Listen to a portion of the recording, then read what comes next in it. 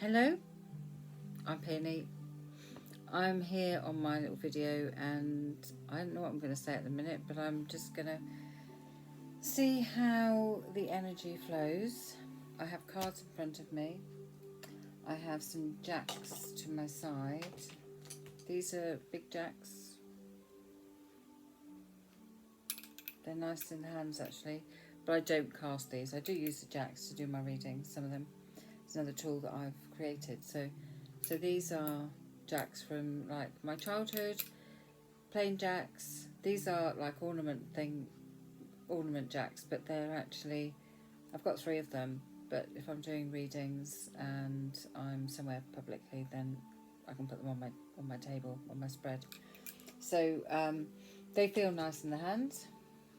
I do have a passion for crystals. So crystals are important to me, and I work energetically. So energetically means this is me, this is my energy. I've got a vibration, you've got a vibration, and we're connecting up.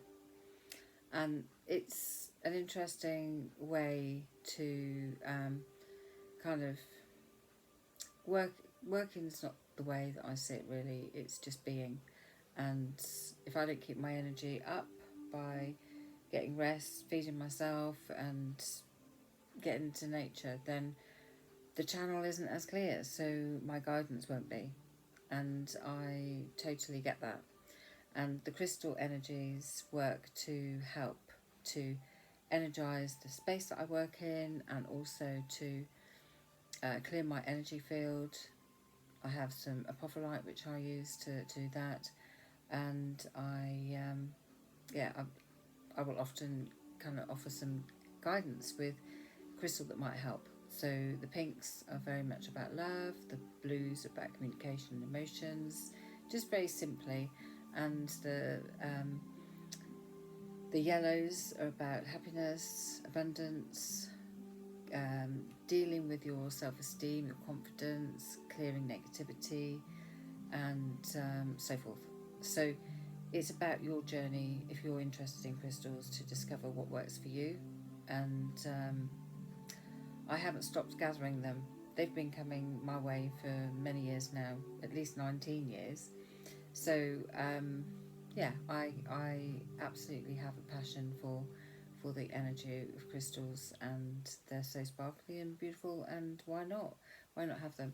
So a simple way, I have some crystal bracelets on. So this one is black tourmaline, which helps with dispersing negativity. It's very grounding. And then this one is labradorite. It's got a little nice sparkle. And in fact, one of the first spheres I bought was a labradorite sphere, and I picked it up, couldn't put it down, and then I learned that it actually protects your aura, protects your own energy. So I'm working on the phone lines, and when I'm doing that, I like to make sure that my energy is clear and that it's protected from picking up any kind of backlash of anything that is a bit more toxic or difficult or challenging. It's important because then I can give the best to those people who come through to me. I might just reach over there for a crystal. Alright, so I'm going to disappear off my little screen for a moment. Okay, this one, rose quartz. This is a big piece, biggish piece, obviously it can get bigger. But this one sits in my home, and sometimes I will offer it to someone who is, say I've done a reading and somebody's a little bit upset, emotional, or they want some more love, they want to be kind of comforted. It's perfect for that. Alright, so rose quartz is it's like a baby pink colour, and this is a natural piece, so it can be kind of carved into shapes and smoothed out into temple stones, and they have healing vibrations, so we can work with them with our energy field. So this is rose quartz. Okay.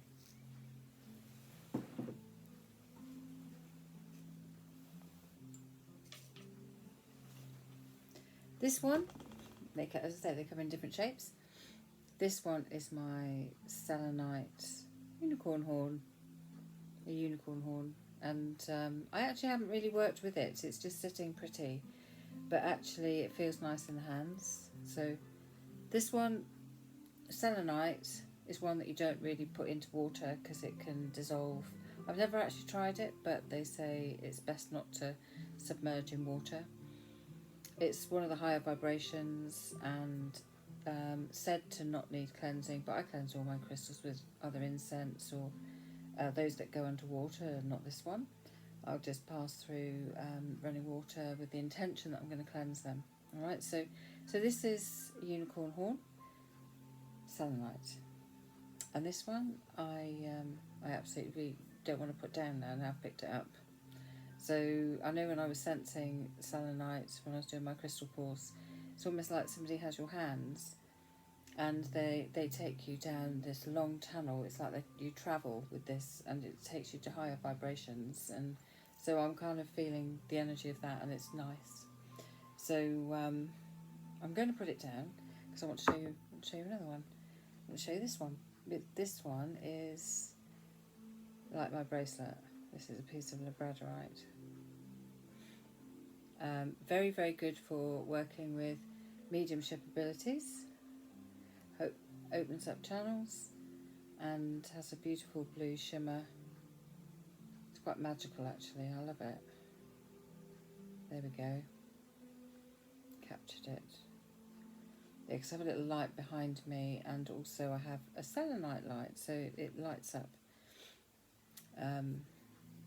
So this one I might hold whilst I'm talking to someone or trying to get a message. I'm trying to find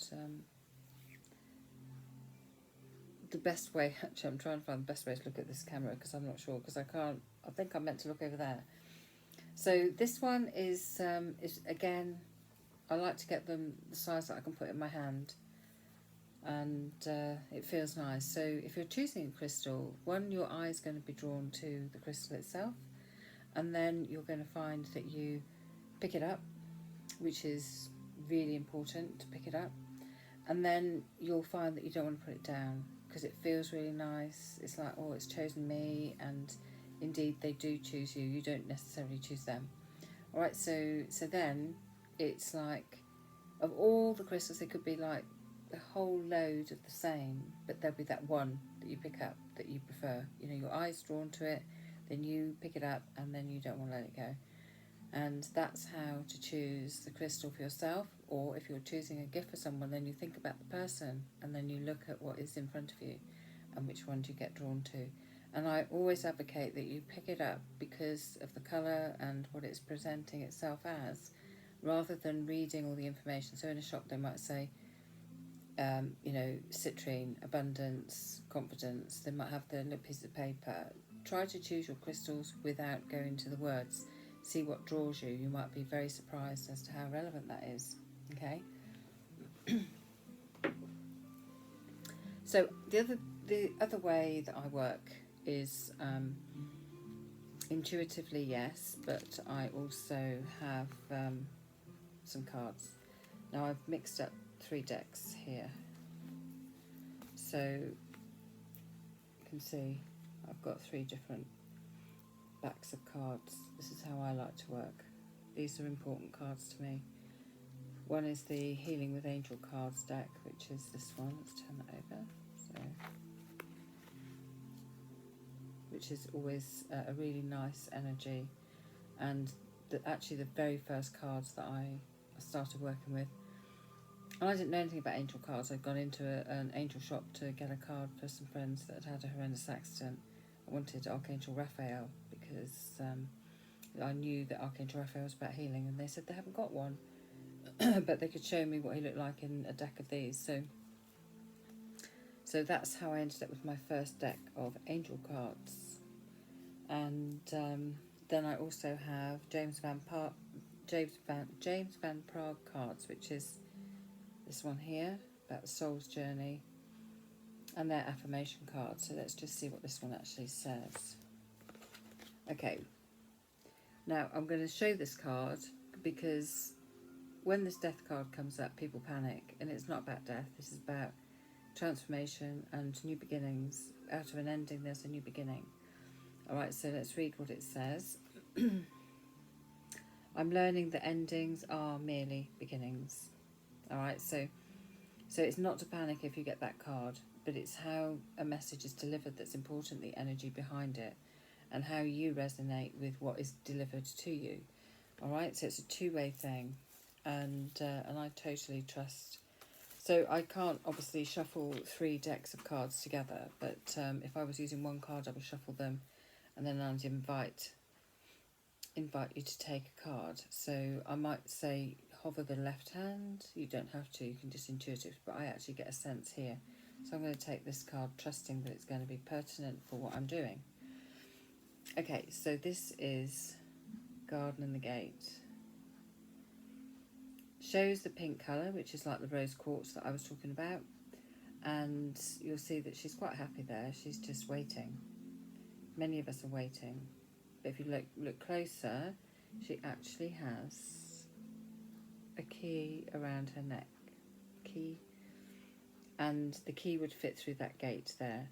So she can advance herself, but she's kind of wanting to wait for either a sign or someone. And you know, there's the horizon there that she can be advancing to.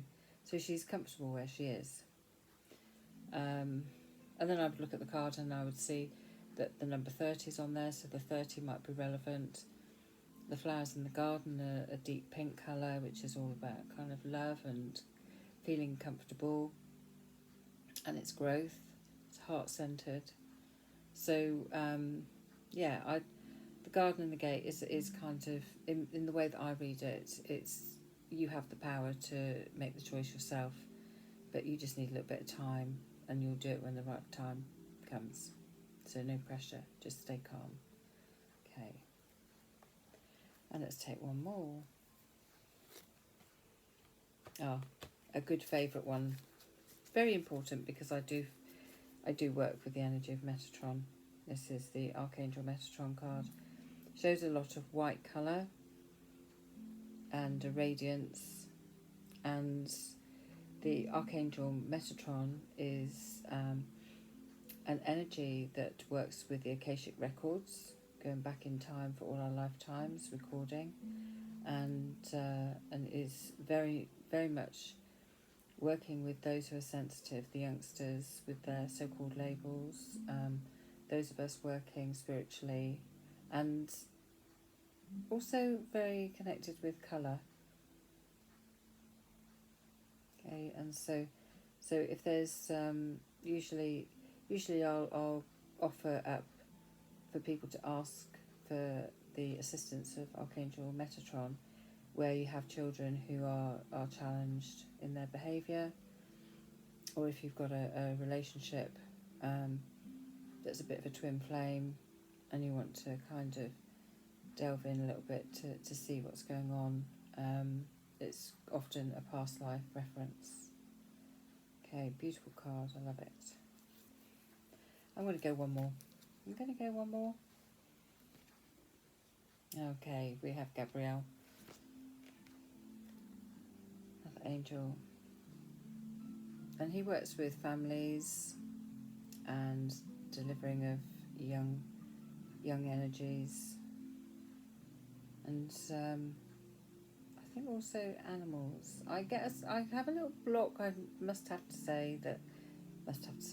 say, but I always hesitate because I think I don't work directly with Gabrielle, but beautiful energy all the same. And you know, it's important. You'll have Raphael, Gabrielle. There's so many angels. Archangel Michael. Sandalphon is a twin of Metatron, and Sandalphon works with the earth energies and the planet.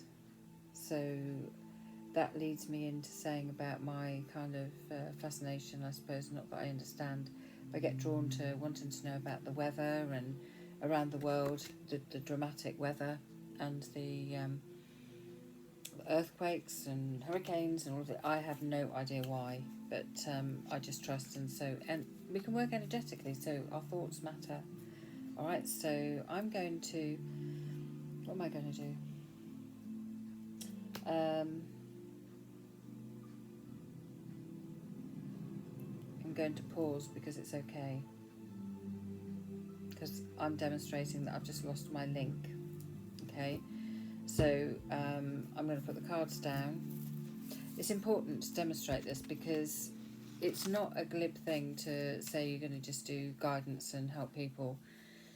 You can have a deck of cards by all means, but if you don't energetically connect and show willing, and that you have those unseen helpers, our inspirers, our very honoured kind of angels, ascended masters, intergalactic energies, you know, they don't just swing by just to have a little look. They really want to use their energy in a positive way to embrace our energies, and to kind of support the guidance that comes through, so that that we can be empowered and take charge of our own kind of destinies. None of us are meant to be on our own, and it's really important. And if my energy wasn't up, I wouldn't be doing readings, and my guides won't work me if my energy isn't up, or if I'm kind of struggling with an emotional issue myself, because that can come through in somebody else's reading, which isn't really fair.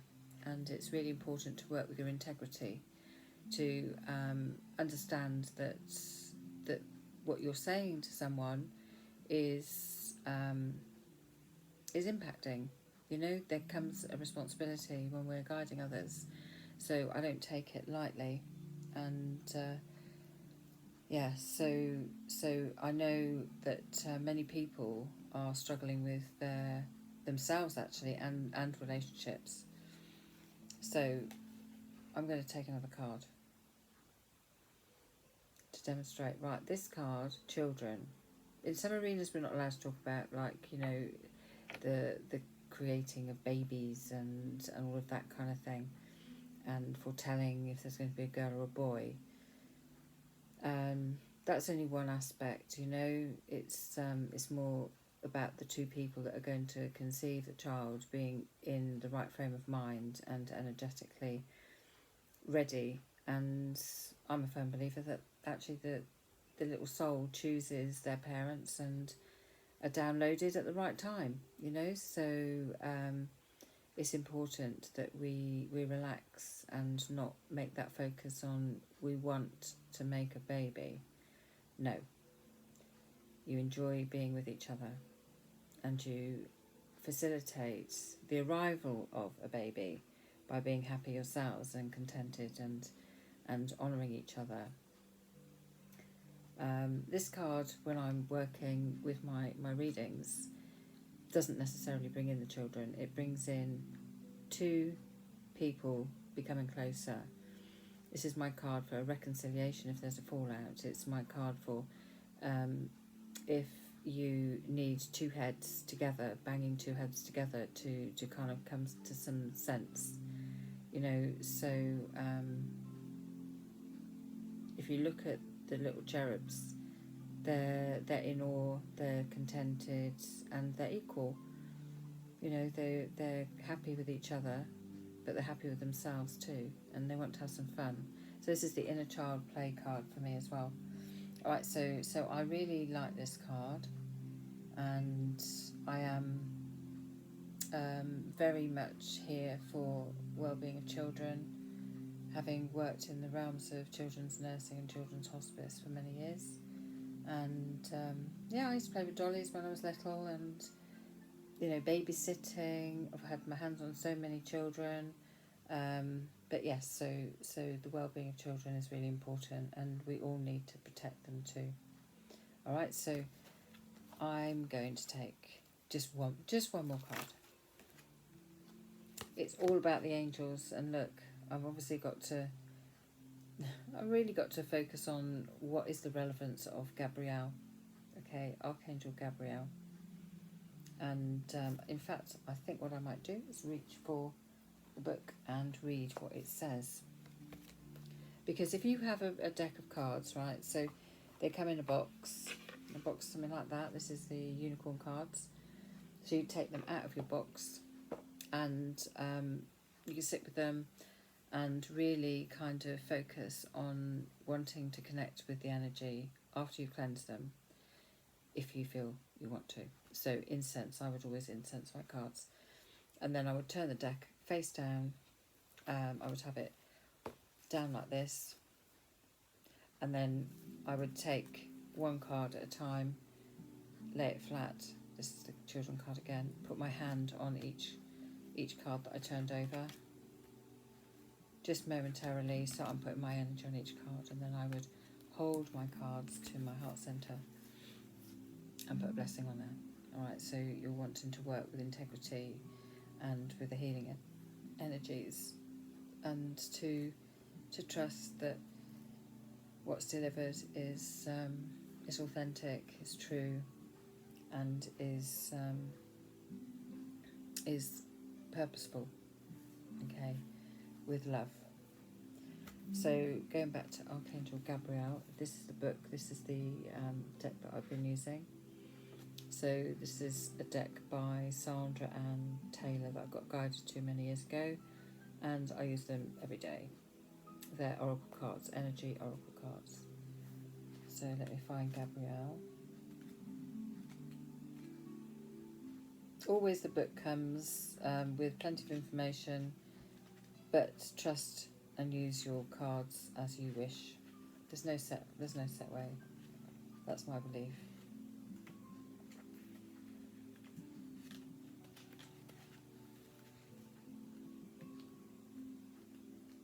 Bear with, Angel of Strength. I will find Gabrielle in a moment.